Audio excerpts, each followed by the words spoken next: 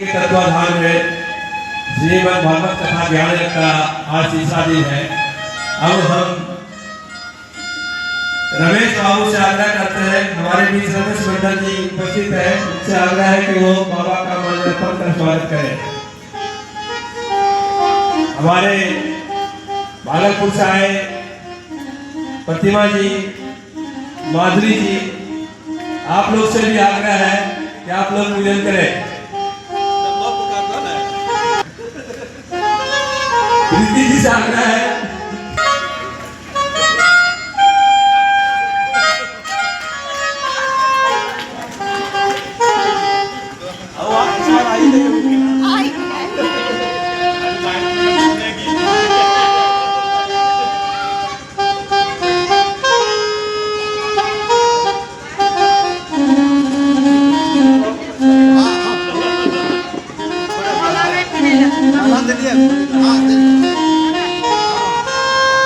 हमारे बीच कपिल जी अपने स्वपत्नी उपस्थित है, उनसे आग्रह है कि वो बाबा का अंगवस्त्र देकर बाबा को सम्मानित करेंगे। उनकी धर्मपत्नी जी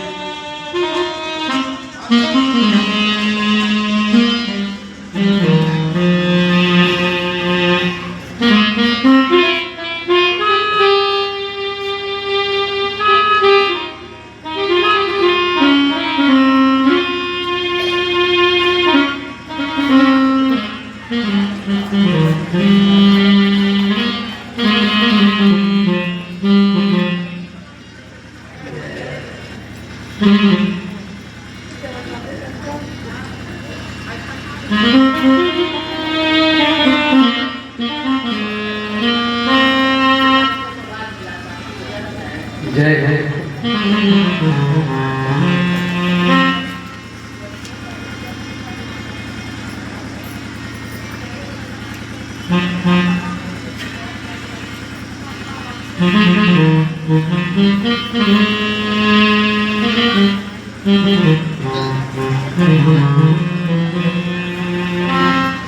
माल्यार्पण का कार्यक्रम पूर्ण होता है। अब महाराज जी से मैं आग्रह करता हूँ कि आज का कार्यक्रम प्रारंभ करें।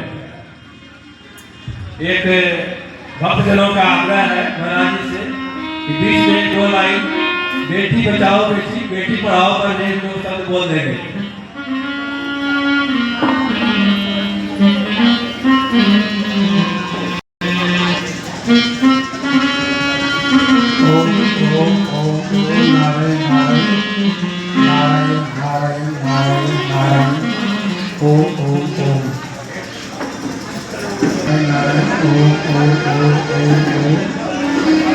नारायण नारायण ओम ओम नारायण नारायण नारायण ओम।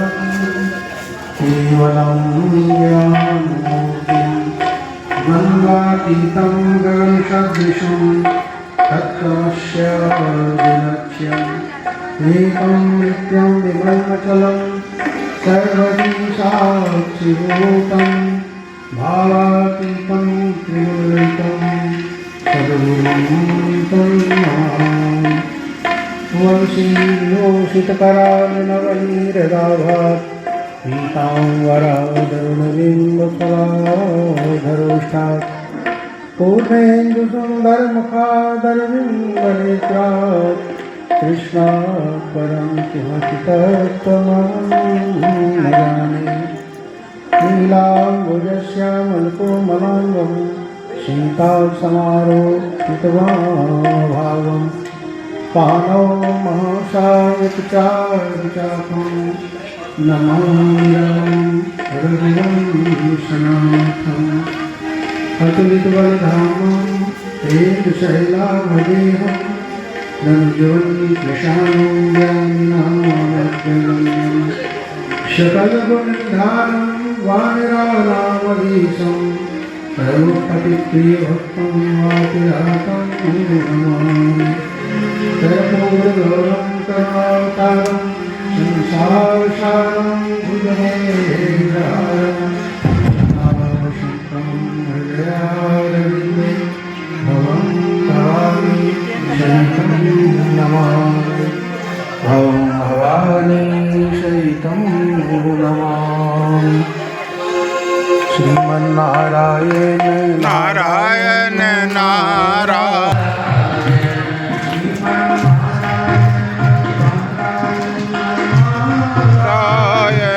श्रीमन्नारायण नारायण नारायण नारायण नारायण सत्य नारायण नारायण नारायण सत्य नारायण नारायण नारायण सद्गुरु नारायण नारायण नारायण नारायण सद्गुरु नारायण नारायण श्रीमन्नारायण नारायण नारायण भागवत महापुराण की जय। व्यास जी महाराज सुत हनुमान की जय। भागवत महापुराण की जय। व्यास जी महाराज की जय। सुखदेव जी महाराज राज की जय सतगुरुदेव भगवान की जय। सब संतन की जय। गंगा मैया की जय। ओम नमः पार्वतीपते हर हर महादेव।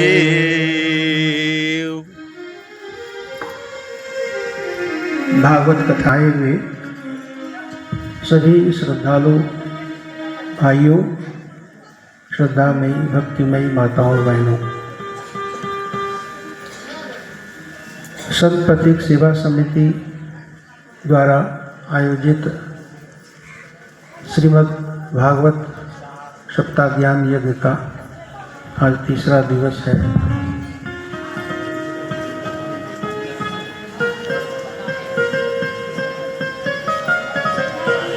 ये जो भागवत है,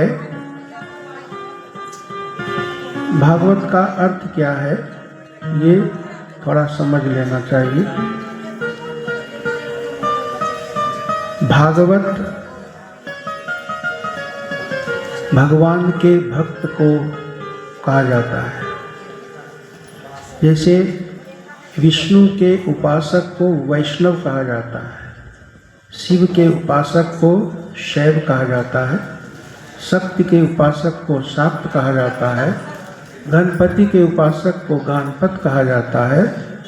उसी प्रकार से भगवान के उपासक को, भगवान के भक्त को, भगवान के प्रेमी को भागवत कहा जाता है।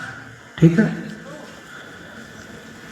तो भागवत मना भगवान का परम प्रेमी भक्त, और ऐसे भक्त की चर्चा जिस ग्रंथ में हो, पुराण में हो, उसको भी भागवत महापुराण कहते हैं। भगवान से संबंधित लीलाओं का, भगवान के गुणों का, भगवान के चरित्र का, भगवान की महिमा का, भगवान के स्वरूप का जिस पुराण में वर्णन हो वह है भागवत महापुराण।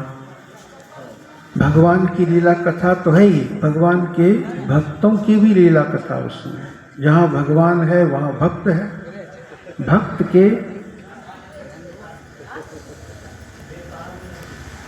भक्त को छोड़ करके भगवान का चरित्र हो ही नहीं सकता है।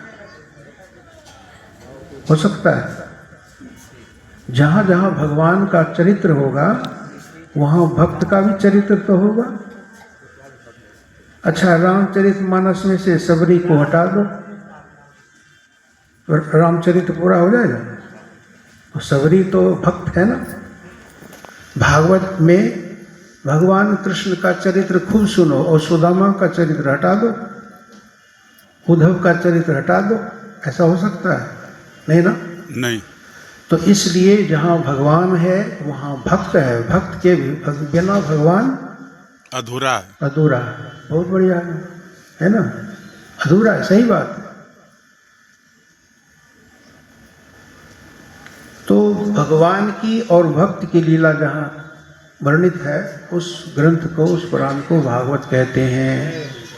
और जिसका मन भगवान के रंग में रंग गया, भगवान के प्रेम में जिसका मन लीन हो गया, उस भक्त को भागवत कहते हैं। और भगवान ने जो स्वयं अपने मुखारविंद से उपदेश किया है, ज्ञान दिया है, भगवान के मुख से निकले हुए उस उपदेश को, उस ज्ञान को भी भागवत कहा जाता है। ठीक है। तो सबसे पहले भगवान नारायण ने, भगवान विष्णु ने ब्रह्मा जी को भागवत सुनाया था। भागवत सुनाया था यानी जो सुनाया, जो उपदेश दिया, वही भागवत कहलाया। उसको बोलते हैं चतुश्लोकी भागवत, 4 श्लोकों वाला भागवत। ठीक है ना। फिर वही उपदेश ब्रह्मा जी ने नारद जी को सुनाया। इस प्रकार से परंपरा आगे बढ़ी और फिर सूत जी ने अपने गुरुदेव से अध्ययन किया। फिर सूत जी महाराज ने नैमिषारण्य में सुनाया। इसी क्रम में सुखदेव जी महाराज ने राजा परीक्षित को सुनाया। और उसके बाद तो किसने किसको सुनाया, किसने किसको सुनाया, इसका कोई अंत नहीं है। तो ये भागवत कहाँ से आया? भगवान के मुखारविंद से। जैसे भगवत गीता है ना, महाभारत का एक अंश है भगवत गीता, 700 श्लोक जिसमें है।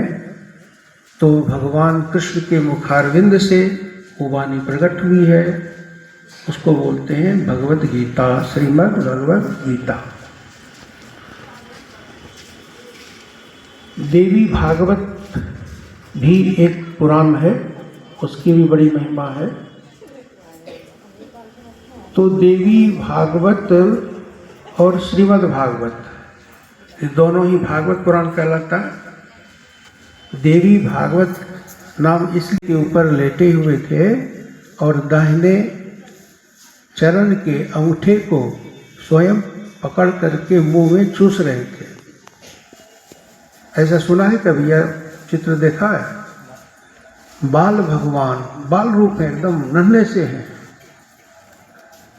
और वो अपने ही दाहिने चरण के अंगूठे को पकड़ करके हाथ से मुंह में लेकर के चूस रहे हैं। ठीक है ना।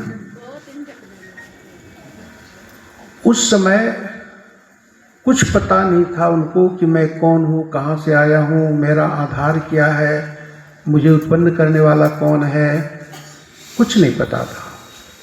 तब आकाशवाणी हुई और वो आकाशवाणी साक्षात देवी की ही वाणी है। तो वहाँ देवी भागवत पुराण में कहा गया है कि देवी ने आधे श्लोक में भगवान नारायण को उपदेश किया था। वो आधा श्लोक किया है जिससे देवी पुराण बना। सर्वम खलविद मेवाहम नान्यदस्ति सनातनम।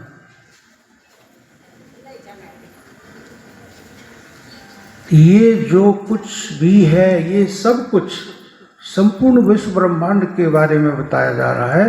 ये जो कुछ भी संपूर्ण विश्व ब्रह्मांड है, सर्वम खलु इदम। देवी कहती है एव अहम, ये सब कुछ मैं ही हूँ और मेरे सिवा कुछ नहीं है। नान्यदस्ति सनातनम, मेरे सिवा और कुछ सत्य है ही नहीं, कोई तत्व तो है ही नहीं। यानी संपूर्ण ब्रह्मांड के रूप में, संपूर्ण सृष्टि के रूप में मैं ही हूँ। ये संपूर्ण जगत, चराचर जगत मेरा ही रूप है। ये आधा श्लोक है। ये आधे श्लोक में देवी ने भगवान बाल मुकुंद को उपदेश किया था। और यहाँ श्रीमद् भागवत में जो 4 श्लोकों वाला भागवत है वो भगवान नारायण ने ब्रह्मा जी को उपदेश किया था। पहला श्लोक है अहमेव समेवाग्रे नान्यदस्ति सनातनम।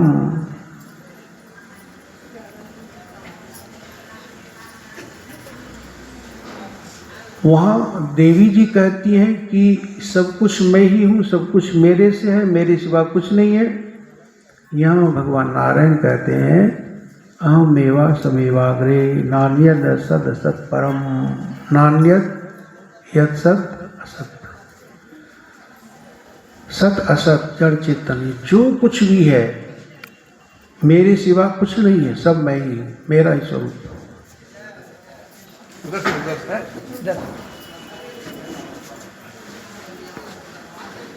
अच्छा, ये बात किसी को समझ में आ जाए कि जो कुछ भी है संपूर्ण चराचर जगत, चर मन चलने वाला, अचर मन नहीं चलने वाला, चेतन और जड़,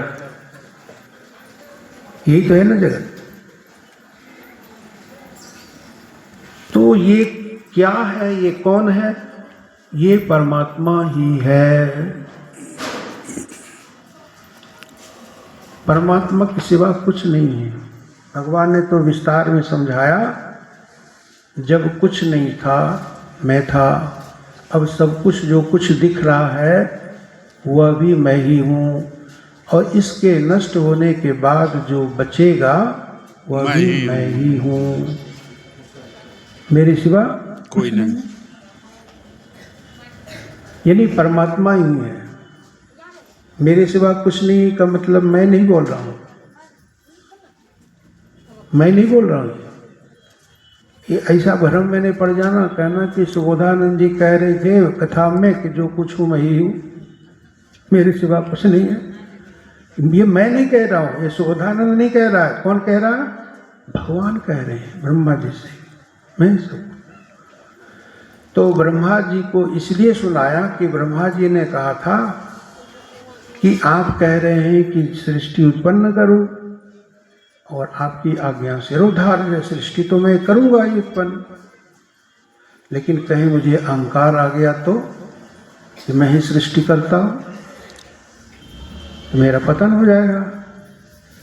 मुझे अहंकार न आए, इसलिए कृपा करके मुझे ज्ञान दीजिए, उपदेश दीजिए, जिससे कि मुझे अहंकार ना हो। तब भगवान ने 4 श्लोकों में ब्रह्मा जी को ये उपदेश दिया।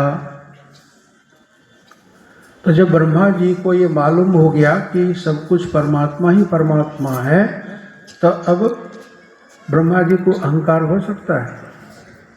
नहीं। कैसे होगा? उनको तो पहले ही ज्ञान हो गया, जो कुछ है सब प्रभु हैं, मैं कुछ नहीं हूँ। और ब्रह्मा जी को ये भी पता है कि भगवान की कृपा से कि मैं कौन हूँ, मैं कहाँ से आया हूँ, मुझे उत्पन्न करने वाला कौन है, मेरा पालक कौन है, पता तो चला ना।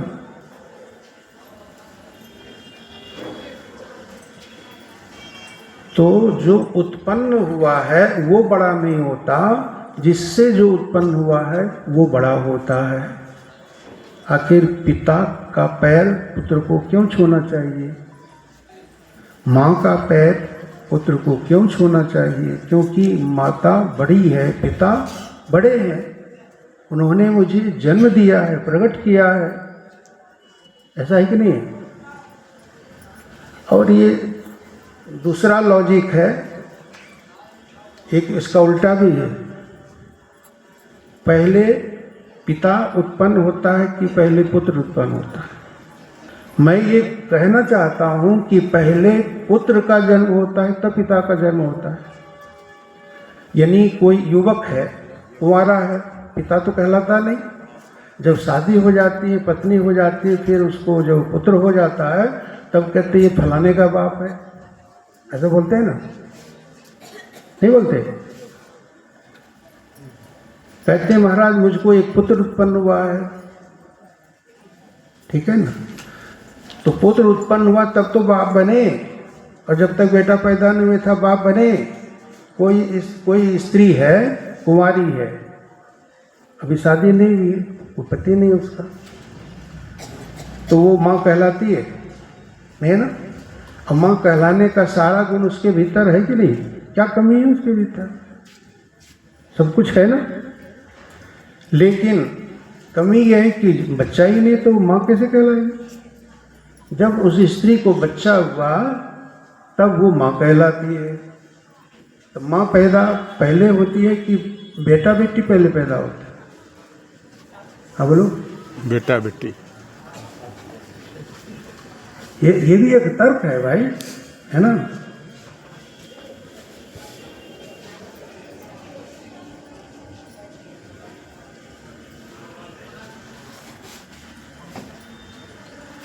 तो ये बात सही है कि माता पिता के कारण ही संतान है, लेकिन माता पिता वो कहलाते तब हैं जब उनको संतान हो जाती है। संतान के कारण माता पिता हैं, ये बात भी उतनी ही सच है। बोले सच्चिदानंद भगवान की जय। दो प्रकार की मुक्ति का वर्णन और दो प्रकार के ध्यान का वर्णन द्वितीय स्कंद में वर्णित है। एक सगुण साकार स्वरूप का ध्यान और दूसरा जो कुछ नेत्रों से दिख रहा है वो भी एक भगवान का रूप ही है, ऐसे भी चिंतन कर सकते हैं, ध्यान कर सकते हैं। इसमें आंख बंद करने की जरूरत नहीं है। जो कुछ दिखाई दे ये ईश्वर का ही रूप है। सूर्य, चांद, पृथ्वी, ग्रह, नक्षत्र, पशु, पक्षी, मनुष्य, जो दिखाई दे ये सब क्या है? परमात्मा ही है, भगवान ही है। एक एक अंग की कल्पना करो, सिर है, कान है, आँख है, नाक है, जीभ है, सब कुछ कल्पना कर सकते हो। तो परमात्मा में ही संपूर्ण जगत कल्पित है। और जो दिव्य रूप का ध्यान करते हैं पवित्र मन से, सगुण रूप का, शिव का, विष्णु का, भगवती का, एक उपयोग, एक ध्यान वो भी है। और जो निर्गुण निराकार स्वरूप का ध्यान है उसका वर्णन नहीं किया गया यहाँ। क्यों? क्योंकि वो अति सूक्ष्म विषय है। दो प्रकार की मुक्ति है, सद्यो मुक्ति, सद्यो मुक्ति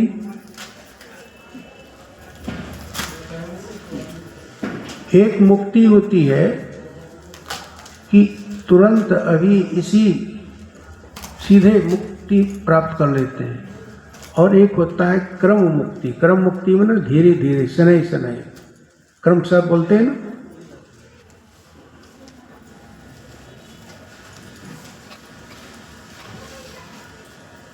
इस प्रकार से द्वितीय स्कंद में इसका वर्णन आता है, और तीसरे स्कंद में तो सृष्टि का वर्णन है।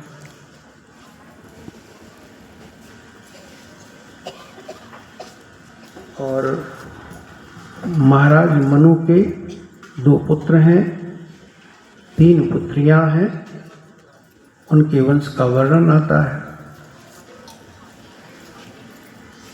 तो प्रसंग आता है कि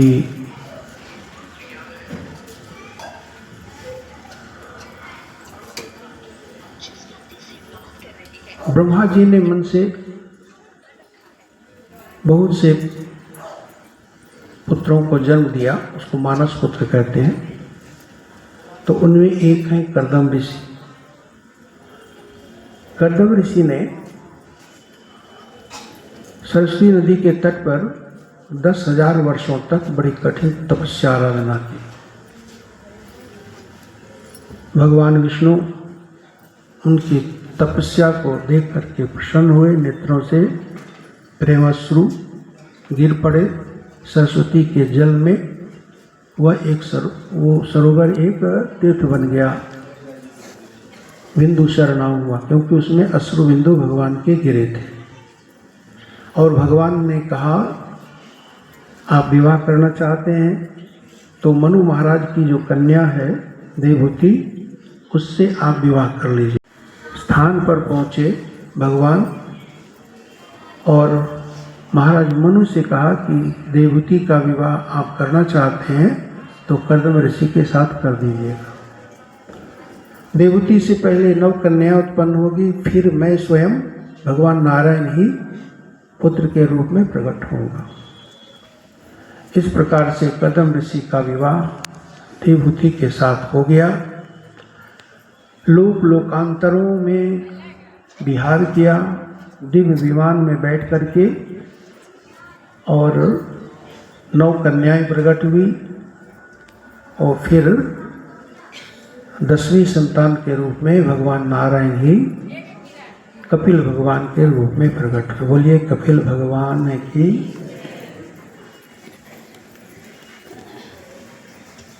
जब कपिल भगवान प्रकट हुए तो कर्दम ऋषि ने संन्यास की आज्ञा ली और आश्रम छोड़ के तपस्या हेतु चले गए।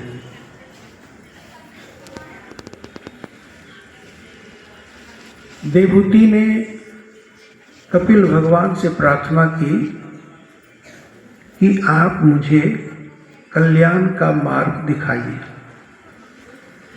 मनुष्य का कल्याण कैसे हो सकता है? तो भगवान कपिल ने कहा, माता, मेरे विचार से मनुष्य के कल्याण का उपाय है अध्यात्म योग। योग आध्यात्मिका पुरुषाम मतो निश्रेय साय में अत्यंतो परयतिर यत्र दुखस्य च सुखस्य च। कल्याण का मतलब है सुख दुख की पूर्ण रूपेण निवृत्ति, यानी सुख से भी और दुख से भी छुटकारा मिल जाए। जब सुख नहीं रहेगा और दुख भी नहीं रहेगा तब क्या रहेगा? तब कुछ नहीं रहेगा। लेकिन ये कुछ नहीं तो सब कुछ है ना? ये कुछ नहीं मना कुछ नहीं होता है, कि कुछ नहीं मना सब कुछ होता है। कुछ नहीं मना सब कुछ होता है। यानी सुख से भी बड़ा कोई तत्व है, वो है आनंद, वो है परम विश्राम। सुख दुख तो द्वंद्व है ना? सुख दुख क्या है? द्वंद्व है। और सुख दुख की परिभाषा क्या है?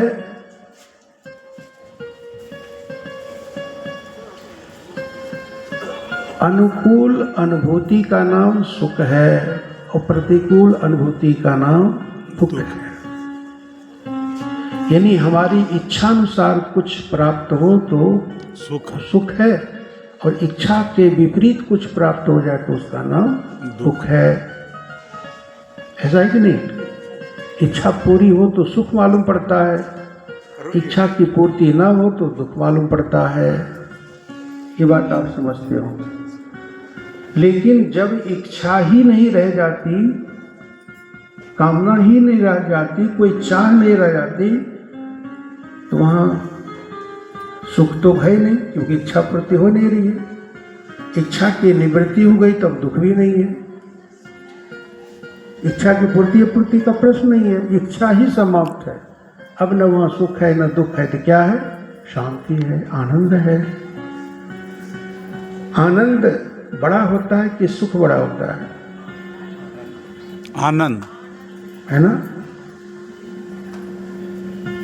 सुख और आनंद में फर्क है। सुख क्षणिक है, आता है जाता है। सुख में और खर्चा, आनंद न आता है न जाता है, वो सदैव रहता है, वो शाश्वत है, वो तो हमारा स्वरूप ही है।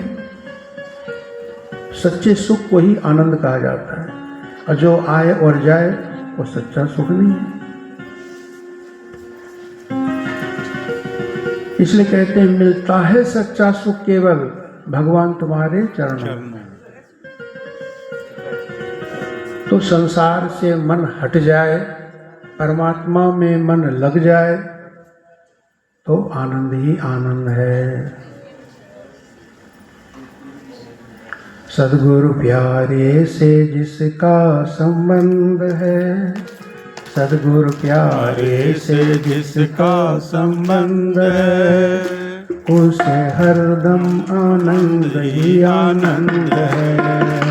सद्गुरु प्यारे से जिसका संबंध है, उसको हर घड़ी आनंद ही आनंद है। सद्गुरु प्यारे से जिसका संबंध है, उसे हरदम आनंद ही आनंद है। सद्गुरु प्यारे से जिसका संबंध है, उसको हर घड़ी आनंद ही आनंद